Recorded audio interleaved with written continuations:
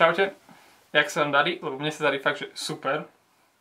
Len trošku zase nestíham, ako včera.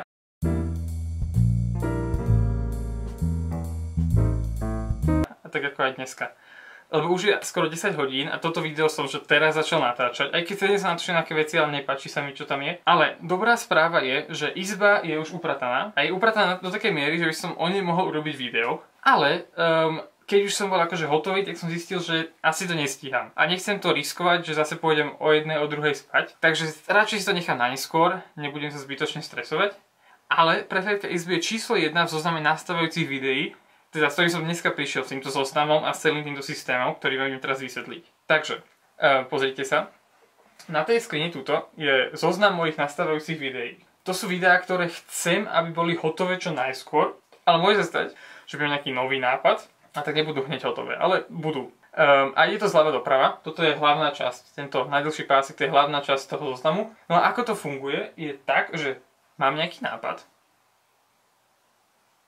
tak si ho napíšem na malý papierik, zoberiem si kúsok lepiacej pásky a prilepím ho tam na tie dvere.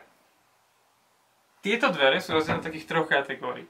Hlavná kategória je tento zoznam, kde sú tie že najdôležitejšie nastavujúce videá, ktoré by mali byť že do 2 týždňov hotové. Potom dole sú videá, ktoré chcem, aby boli hotové niekedy, ale viem, že to bude trvať minimálne mesiac, kým sa k tomu dostanem.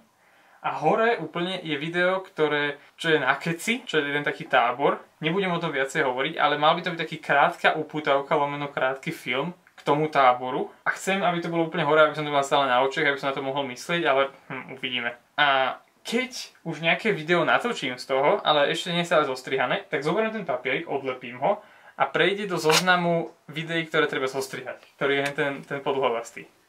Takže to sú videá, na ktoré už mám materiál, ale treba to všetko dohromady. Alebo proste je to také, že in progress, že už začaté. Takže tak. Takže znova sa vám ospravedlňujem za to, že dneska není akože také úplne že normálne video, aké by ste asi očakávali. Ale to neznamená, že nepríde. Takže pozor, prehliadka izby je na zozname. A potom je taký špeciálny vynález, na ktorý som došiel. Teda určite na to došiel niekto predo mnou, ale chcem vám to povedať. Takže to bude potom po tej prehliadke. Takže vidíme sa znova zajtra. Majte sa a prajem vám pekný deň. Čau.